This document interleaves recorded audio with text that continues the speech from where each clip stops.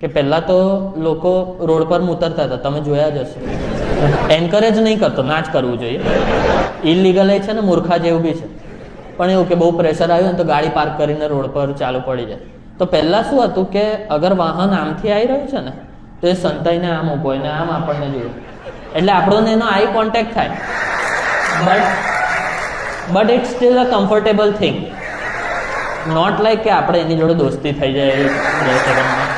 પણ હવે છે ને નવો ટ્રેન્ડ ચાલુ થયો છે. અમુક કાકા લોકો આમથી વાહન આવે છે ને તો આમ જ ઉભા રહેતા.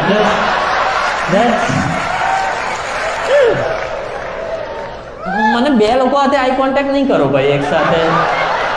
આજે મેં એક કાકા જોયા જે પૂરી જવાબદારી સાથે મારી તરફ જોઈને ઉતરી રહ્યા હતા. લાઈક એમને વાંદરા ટોપી પહેરેલી, એકદમ અકળાયેલા હતા, સ્વેટર પહેરેલું, અને એમને કઈ હાથ વાત એમનું ધાર ચાલુ હતી ને આમ ઉભેલા ખાલી.